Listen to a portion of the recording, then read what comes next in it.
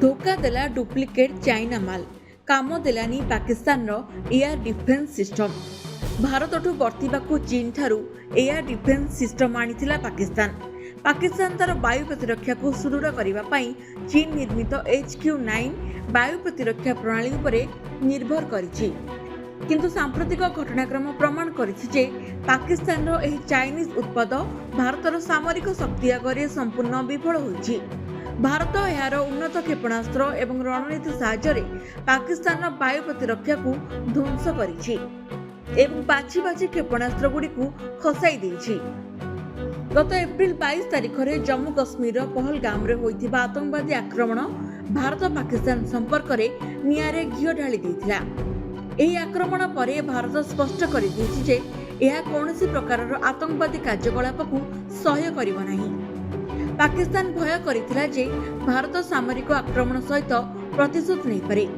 एही भय जोगु पाकिस्तान तार सीमारे सामरिक मुतयन वृद्धि करिथिला। पाकिस्तान वायुसेना JF-17 एवं J-10 भली लढुआ विमान सहित पाट्रोलिंग आरंभ करिथिला। कराची रावलपिंडी भली गुरुत्वपूर्ण स्थानगुड़ी को सुरक्षा देवा पई चीन HQ-9 वायु प्रतिरक्षा प्रणाली मुतयन करिथिला। HQ-9 हेउछि चाइना प्रिसिशन मेसिनारी आमदानी रप्तानी कॉर्पोरेशन द्वारा विकसित एक दूरगामी पृष्ठरू आकाश क्षेपणास्त्र प्रणाली। राफेल, सुखोई एवं ब्रह्मोस क्षेपणास्त्र भली भारतर आकाश विपदर मुकाबिला करने पाकिस्तान 2021 मसीह एही प्रणाली को निज सेनारे सामिल करिथिला। एहार परिसर 125 रु 200 किलोमीटर बोली कुआ जाउछि। यह एककालीन 100टी लक्ष्य को ट्रैक करिवार क्षमता रखे। पाकिस्तानी विशेषज्ञ माने HQ-9 को भारतर S-400 वायु प्रतिरक्षा प्रणाली सहित तुलना करती, किंतु वैषयिक भाव में यह S-400 ठारू बहुत पछरे अछि। उदाहरण स्वरूप S-400 परिसर 400 किलोमीटर।